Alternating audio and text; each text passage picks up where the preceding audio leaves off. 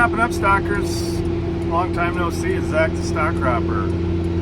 Probably thought I fell off the earth here, but took a hiatus from making videos this winter, but we're back in action. Moving the planter across the county today. You can see behind me here, headed over to the farm where we've got the stock cropper plots. We may actually grow a wild hair tomorrow and put some early soybeans in on just a field to get the bugs out and stir up the neighborhood perhaps. Still got to go check the field to see if it's going to go, but yeah, 2024 season's here. So we're headed to the farm. We're going to be seeding some pasture this afternoon for the 2024 stock cropper plots. We waited until now, try to get some warmer weather, and we've got a rain forecast on Saturday night into Sunday. So the idea is to get that slid in then, and we'll be off to the races to hopefully get the barns in the field again the first part of June. So some other fun news that's been in the works for a long time. I've made reference to it a couple times on the socials, on here on YouTube, and then this last week I announced it on Facebook on the Stock Cropper page. If you're not following that, make sure you tune into that as well. But I made the announcement that the debut of the sequel to the movie Food Inc. that we've been a part of for the last almost 3 years now, with filming and production, that film is actually going to hit theaters next Tuesday night, April 9th, and it's going to be shown in about 100 theaters across the country, I think for just one night only in theaters, and then it will go to streaming, I believe on Amazon, Apple TV, I think eventually Hulu, on April 12th, which I think is a Friday. So there are going to be some showings here. The closest ones to me in the Midwest are Rochester, Minnesota, Minneapolis, Minnesota, and Des Moines, Iowa. And so if you're interested in seeing our contribution and our storyline being involved in that film, and you want something fun to do on Tuesday night, I'm going to have a link in the description here on this video where you can go to the Food Inc. 2 website and do a theater search for theaters near you. And you can sure seek that out and see if there's anything close, and go check us out on the big screen. It's a really cool thing. I'm actually going to be flying to Washington D.C. On Monday night to be a part of the official premiere that they're having with the directors and the producers and some of the other people that were in the film, like Michael Pollan, Senator John Tester, Senator Cory Booker, and a couple other folks of notable influence that will be out there as well. So yeah, if you're interested in that, check it out. If you can't make the theaters, like I said, it should be streaming on Amazon Prime and some other things come next weekend. Juice is back. So I always forget to like video stuff while we're doing it because we just get so busy maximizing the space.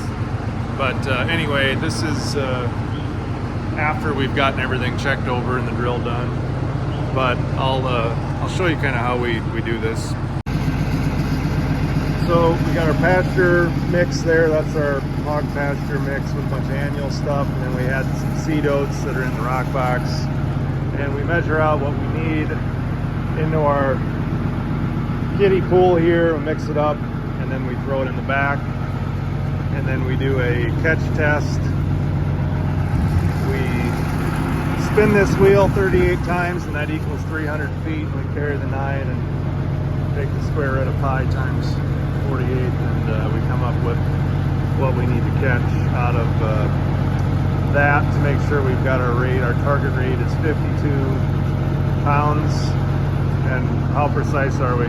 We're dead on. Dead on. Doesn't get any closer. Juice tends to exaggerate accuracy sometimes, but we don't kick them out of bed for eating crackers. So anyway, we're going to head out and we're going to start. This is the cool season pasture lane, I should say.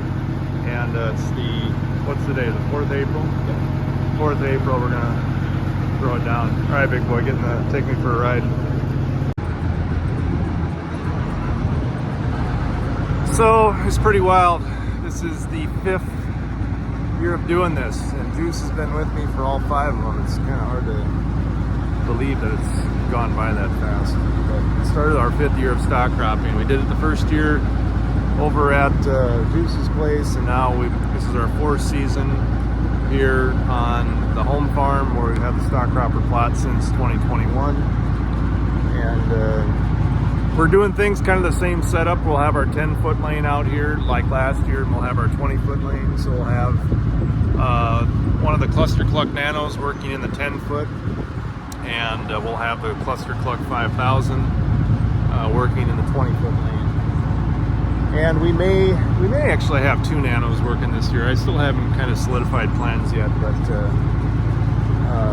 yeah. Oh, and I should say before anyone quits watching the video, our field day date is August 24th, which is a Saturday. We'll do the same start time, probably 10 a.m. or thereabouts. So August 24th would be the weekend, the Saturday before Labor Day weekend. And so mark that on your calendars if you're wondering when you can come see what we're about to put in the ground here in a couple months.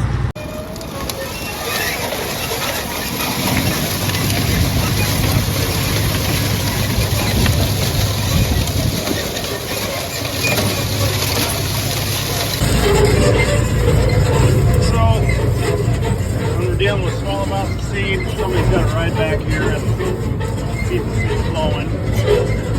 We don't mix up any extra or very little. We're getting quite equal on both sides here.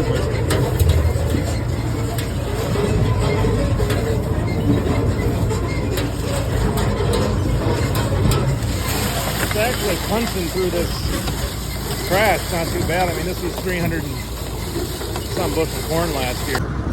So we made our 3 passes, and we've got our 10-foot cool season lane in and our 20-foot cool season lane in. And we came out, I think, pretty close on seed. We put in double what we need, and it looks like we got about half of it left, so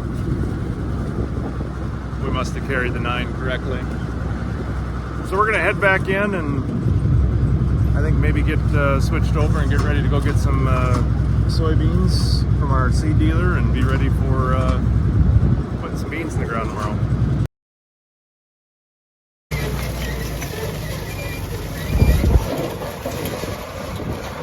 All right, go ahead and take it on in the shed. All right, so after about an hour of consternation of figuring out how in the hell we were doing this, I've wanted to do relay oats real bad all winter long, and like most things I come up with, I have half-hatched ideas.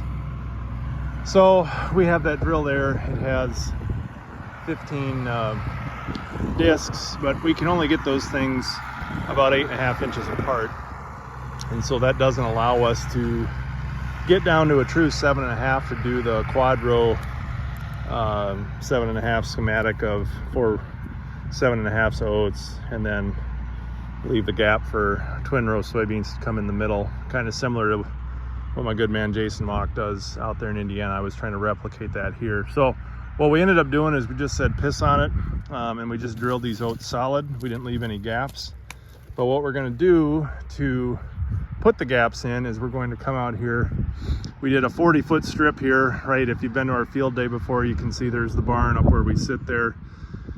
So we're gonna have 40-foot oats, and then I'm gonna come in with my 16-row 40-foot planter, and I'm gonna plant in, I'm gonna make a pass go down, and then I'm gonna shift over with the RTK 20 inches to put a 20-inch twin row in of soybeans every 60 inches. So we'll have 60-inch gaps with twin row beans.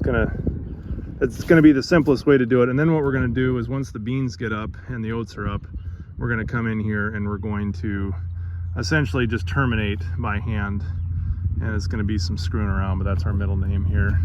So we'll terminate the oats so that the beans can have their gap in space, and this could turn into be a disaster, especially from a weed standpoint. There's quite a bit of weed pressure here, but you never know. But hopefully, if everything goes according to plan, we'll have a relay oat experiment to take a look at for the field day here. Okay, well, it's the next day now, and as we hinted, and you can see by my face, I've been planting soybeans it's not been an awesome start picking a 35-mile-an-hour day to start by yourself.